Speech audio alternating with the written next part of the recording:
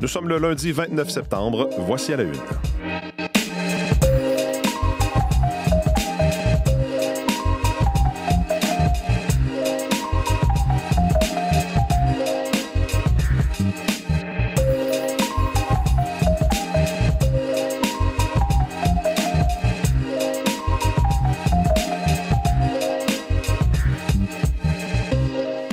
Bonjour tout le monde, bienvenue à l'émission. Bon lundi, Mathieu Bellumeur au microphone. J'espère que vous allez bien, que vous avez passé une belle fin de semaine, que vous avez, en tout cas, si c'était le cas par chez vous, c'était pas mal le cas. Dans bien des régions, vous avez pu profiter du beau temps, de cette chaleur, même, oui, on parle de chaleur à ces températures-là, que vous avez pu en profiter en fin de semaine. Certains, en tout cas, ont peut-être un peu moins vu la lumière du soleil, et je parle des participants au congrès de la Coalition Avenir Québec. Évidemment, c'était le congrès en fin de semaine, et on va y revenir avec Jean-Philippe Robillard dans les prochaines minutes. Il va également nous parler de cette sortie hier des syndicats au Québec qui sont prêts à se battre, à se défendre face à un gouvernement, disent-ils, un gouvernement Legault qui veut en découdre avec eux. Donc, portrait et bilan de cette fin de semaine que vous avez peut-être raté justement parce que vous étiez à l'extérieur avec Jean-Philippe dans les prochaines minutes. Vous avez entendu peut-être autour de la table avec moi à cette heure-ci Julie Jasmine. Bonjour Julie Jasmine. Bonjour Mathieu. Et Aurélie Girard. Bonjour Aurélie. Bonjour. Alors oui, si la fin de semaine a été belle, ce 29 septembre aura des allures de presque 29 juillet. Absolument. Êtes-vous allé aux pommes, finalement? Non, je ne suis pas allé aux pommes. Non, moi, j'ai profité entre deux parties de hockey des enfants, un peu du soleil à l'extérieur. Vous êtes occupé un gros 15 minutes.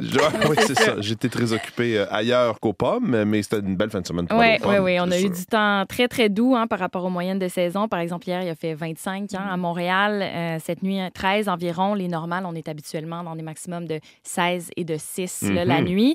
Et ces températures-là douces, elles vont rester. Aujourd'hui, on va avoir une journée aujourd'hui qui va ressembler pas mal à celle d'hier pour Montréal et les environs. Là, Montréal, on va avoir un maximum de 25 encore une fois, peut-être même 27 avec l'humidex et un minimum de 13 aussi pour la nuit prochaine. Et il n'y a pas que la douceur qui va rester. On a aussi le soleil qui va rester, possiblement pour une bonne partie de la semaine, peut-être même jusqu'à samedi. Mais là, ça, c'est Véronique un peu plus tard cette semaine qui pourra vous confirmer ça.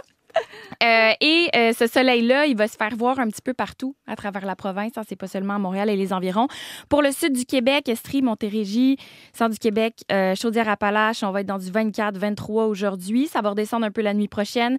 Et puis demain, la température va rester quand même au-dessus des normales de saison, mais ça va redescendre un petit peu. On va essayer de venir se coller là, sur ce maximum de 16 qu'on a habituellement pour cette période-ci de l'année. Ensuite, si on se déplace un peu plus là, au nord du fleuve, donc la Naudière, Laurentides, Montmorency, on va rester là, dans ces températures-là, autour de 25-23 pour aujourd'hui. Pour demain, on va être dans les alentours de 17. Région montagneuse, ça va être bien sûr un petit peu plus frais, mais rien de très, très différent là, de ces températures. Et puis, un peu plus au nord encore, Abitibi, 23 pour aujourd'hui. Cette nuit, il va y avoir un risque de gel, par contre. Donc, ça va redescendre autour de 4 pour la nuit prochaine. Tout ça avec du soleil partout, sauf pour le Saguenay-Lac-Saint-Jean. Ce matin, il va faire beau, mais ça devrait se couvrir là, au courant de la journée. Il va y avoir une alternance de soleil-nuage, 60 % en fin de journée. Et pour ce qui est de l'est du Québec, c'est plus frais pour le Bas-Saint-Laurent, la Côte-Nord, la Gaspésie, mais on va avoir un beau soleil aujourd'hui. Et puis demain, là, c'est possible qu'il y ait une alternance de soleil-nuage, bien sûr, dans ce coin-là, avec des températures un petit peu plus fraîches. On s'y attend. Donc, en résumé, aujourd'hui, on profite de cette belle journée. Et puis, pour demain, là, on devrait garder le soleil un peu partout. Et pour l'ouest du pays, ça va être essentiellement la même chose. Toronto, Ottawa, des températures qui vont là-bas aussi osciller autour de 20 degrés pas mal toute la semaine, avec des nuits, bien sûr, un peu plus fraîches. Donc, ça ressemble à Montréal. Saskatoon, Regina, Calgary, sous le soleil. Aussi, du temps chaud avec des maximums de plus de 25 jusqu'à jeudi quand même. Et peut-être quelques gouttes là, aujourd'hui à Winnipeg, 30 % de probabilité d'averse avec alternance de soleil-nuage. Puis malheureusement, là, pour la côte est, Victoria, Vancouver ne s'en sortent pas. C'est toujours un climat un petit peu plus frais, donc autour de 15 et températures avec des journées là, pluvieuses pour une bonne partie de la semaine. Parfait. Bien, merci beaucoup. Merci beaucoup, Aurélie. Julie Jasmine, on va vous retrouver plus tard à l'émission parce que l'on a appris au cours des toutes dernières heures, très tard hier soir, qui sera l'artiste qui va faire le spectacle de la Mita au Super Bowl. Et c'est toute une surprise, Mathieu, C'est parce qui? que, ben là, est-ce que je vous le dis? En tout cas, Adele avait refusé. Ça, c'est ce que la rumeur disait. OK. Taylor Swift, il y avait des questions. Même la NFL avait donné un peu d'eau au moulin par rapport à ça. Oui. Olivier Hopin du Bonnet. Cardi B avait refusé, mais finalement... Non, ben, du monde qui a refusé ça. Tom, j'aurais dit oui, moi. Pourtant, c'est le truc le plus payant de Je l'année sais en pas. visibilité. Alors, et c'est une grande star de la musique latine, et ce n'est pas Julio Iglesias. Non, elle nous le dira pas tout de suite. Non, Il va falloir voulez-vous... rester. J'attends ou je vous le dis? Attendez. On va vous retrouver plus tard avec la nouvelle et l'information. Parfait, à tout de suite. Julie Jasmine. Au sport, Olivier est avec nous, effectivement. Bonjour, Olivier. Bonjour. On va commencer en parlant de baseball. 2-2 again. And a drive to deep left field. Gone!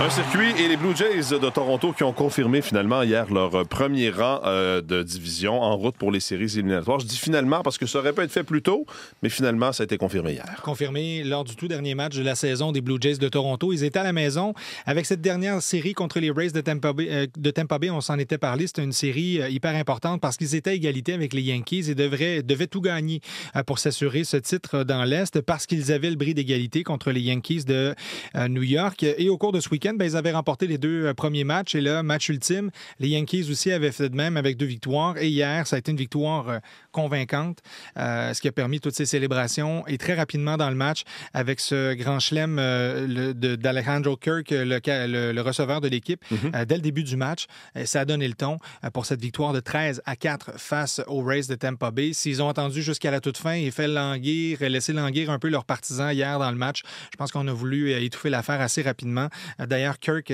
termine le match avec 2 coups de circuit, 6 points produits. Ça a été le héros de la soirée. Un héros un peu dans l'ombre, Alejandro Kirk, parce que lorsqu'on le regarde, c'est le receveur de l'équipe. Pas le physique de l'emploi, pas très grand. Et pourtant, c'est lui qui, entre autres, cette année, a sauvé quelques matchs, entre autres avec son bâton, mais aussi en défensive aussi. Très bon joueur. Et donc, voilà, ils sont sacrés champions dans l'Est. C'est une première fois depuis 2015. Et là, la bonne nouvelle, c'est qu'ils auront un peu d'attente, un peu de repos avant ce premier tour qu'ils joueront, eux, en séries éliminatoires. Avec ce titre, ben, ils s'assurent d'avoir le laissez-passer pour ce premier tour. Donc ça, c'est une très, très bonne nouvelle. On repose tout le monde, puis on aura la chance de pouvoir regarder nos adversaires pour voir justement qui sera notre... Et ils risquent d'affronter quoi? C'est les Yankees ou les Red Sox? Exact. Donc, ce serait intéressant à surveiller ça aussi parce que ce sont 2 adversaires de division qu'on connaît très bien et qu'on a affrontés jusqu'à la toute fin de la saison. Ça a été un peu plus difficile contre les Red Sox de Boston, en espérant que ça n'a pas trop laissé de traces. Mais effectivement, ils pourront regarder ça confortablement installés à la maison pour ce premier tour des séries. Un titre pour Tadej Pogačar en cyclisme. Tadej Pogačar qui était champion en titre de ces mondiaux, des championnats du monde de cyclisme sur route. Il voulait défendre cette année après donc ce 4e titre en Tour de France. Il avait dit que c'était parmi les événements qu'il avait encerclés au calendrier. Les championnats du monde y étaient parce qu'il voulait défendre son maillot arc-en-ciel. Et c'est ce qu'il a fait hier en asphyxiant vraiment le peloton au cours de cette journée. Et donc, ça complète ce week-end. Hier, c'était très attendu, cette victoire de Tadej Pogačar, mais ça suivait cette magnifique surprise qu'on a eue samedi avec cette victoire de la Canadienne Magdalene Valliere-Mill. Une surprise totale avant le début de la course avec ses coéquipières canadiennes. Elle a dit pourquoi pas peut-être un top 10. Ce serait bien de gagner, mais allons-y pour un top 10. Et finalement, elle a terminé vainqueur championne du monde de cette course en ligne chez les femmes. Une première pour le Canada à cette épreuve lors de mondiaux. Vraiment un week-end exceptionnel, inattendu pour le cyclisme canadien et même, je dirais, québécois. Et pour la carrière aussi de Magdalene Valliere-Mill. Une victoire comme celle-là, ça vous propulse. Lorsque vous portez le maillot arc-en-ciel au cours de la prochaine année, à chaque course, vous vous présentez avec ce maillot-là. Ça veut dire quelque chose, ça envoie un message. Puis une bonne dose de confiance aussi pour elle, mais pour les cyclistes canadiennes. Un petit mot rapidement sur les sénateurs d'Ottawa qui ont gagné hier au Centre Vidéotron. Une victoire de 2-0 contre les Devils du New Jersey au Centre Vidéotron. Les amateurs de hockey à Québec en ont profité et là, ils se préparent parce que le Canadien de Montréal sera en ville dès demain pour leur match aussi contre les sénateurs. Donc, ce serait intéressant de voir qui seront les favoris lors de ce match? Est-ce que ce sont les sénateurs qui ont amené du hockey à Québec cet automne ou plutôt le Canadien de Montréal sort de saveur locale? Est-ce que votre cœur penche, Mathieu? Mais je ne sais pas, j'ai l'impression que ça va être les Canadiens, mais on verra. On verra ça demain, match qu'on surveillera avec beaucoup d'intérêt demain soir. Merci beaucoup, bonne journée. Plaisir, au revoir.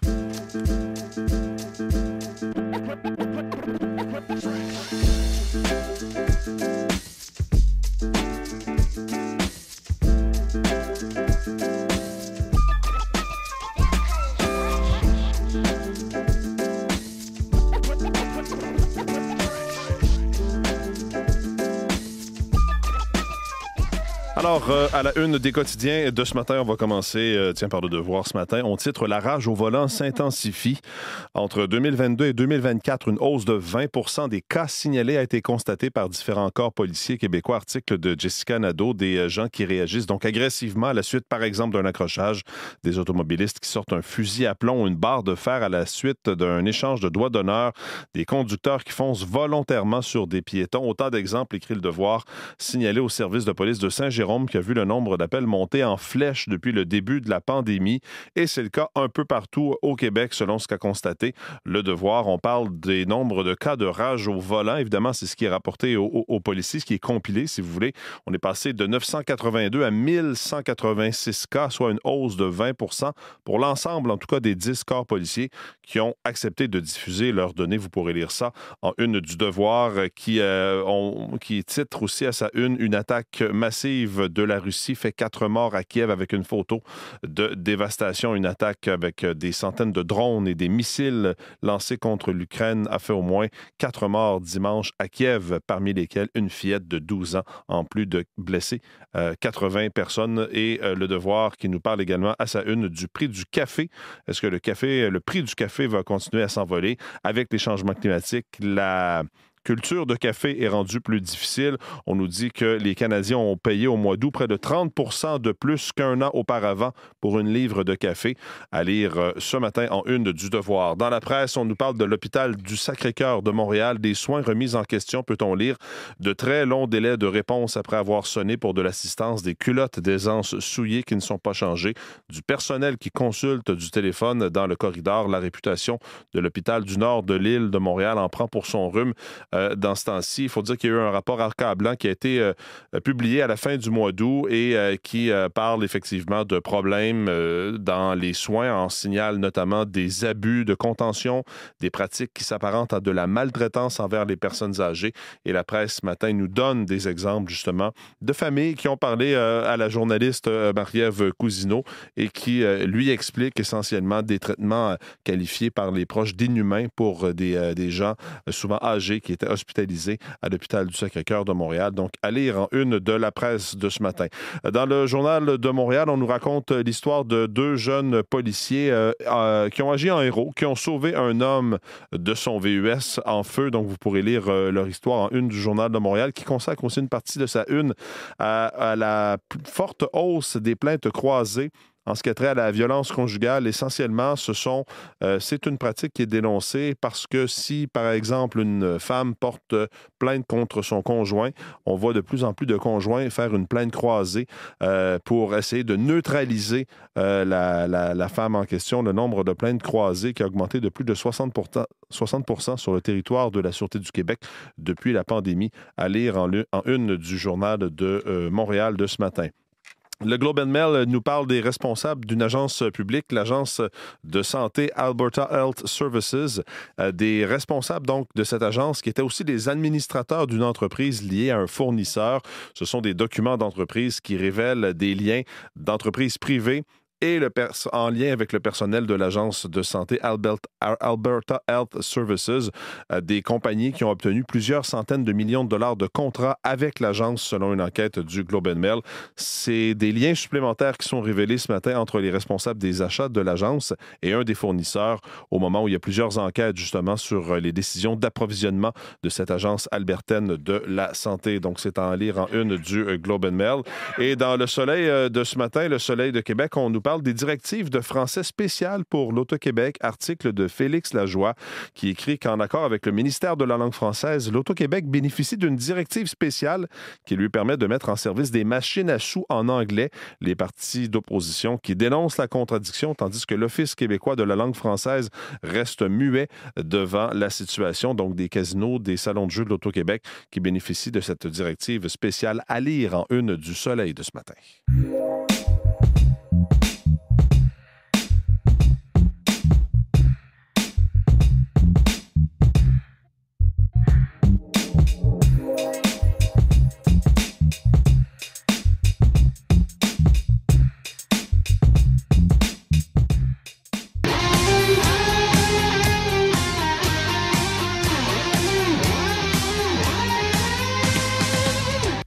Eye of the Tiger, donc au son de la musique. Cette chanson avait été utilisée dans les films Rocky. François Legault a fait son entrée au congrès de la CAQ hier en après-midi à Gatineau.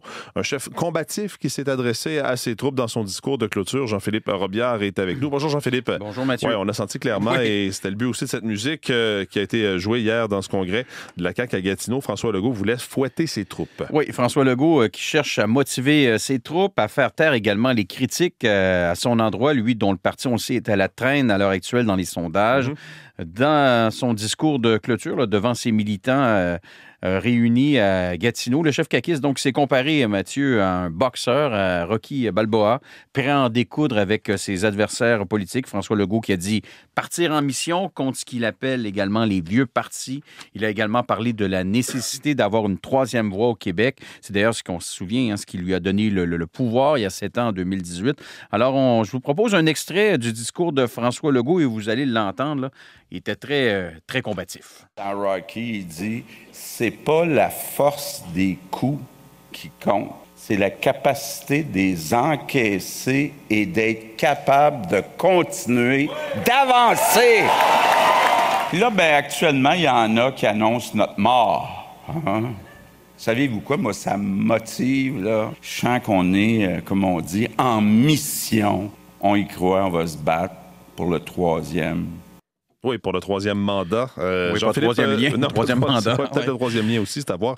Dans son discours, François Legault s'en est pris aussi à ses adversaires politiques. Oui, il les a attaqués en disant que la CAQ est le seul parti à pouvoir affronter la crise économique, à offrir une troisième voie aux Québécois, parce que selon lui, les libéraux de Pablo Rodriguez sont incapables d'adopter des positions claires pour défendre l'identité du Québec, alors que le Parti québécois, selon François Legault, ne parle que de référendum sur la souveraineté. On écoute à nouveau le chef de la CAQ et premier ministre du Québec, François Legault. Il n'y a pas un parti qui peut nous faire passer à travers la crise économique. Le parti de l'économie, ça reste la CAQ. Le seul rempart pour protéger le pouvoir d'achat des Québécois, c'est la CAQ.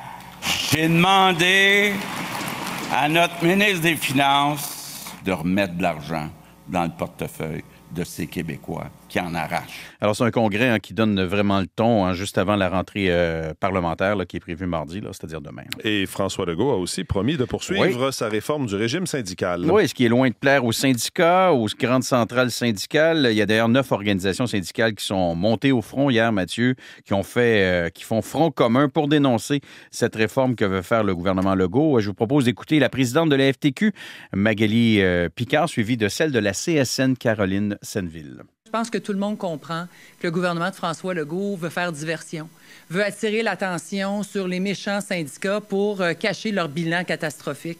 On le sait que le premier ministre n'aime pas les syndicats. Il l'a dit lui-même, il l'a avoué lui-même. C'est un secret pour personne.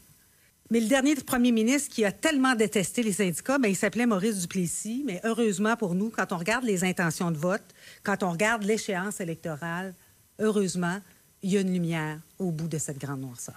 Et plus tôt dans la journée, hier, il y a le ministre du Travail, Jean Boulet, qui a dit avoir l'appui des syndiqués pour faire le ménage dans la gestion interne des syndicats au Québec. Merci beaucoup, Jean-Philippe. Merci, au revoir. Bonne journée.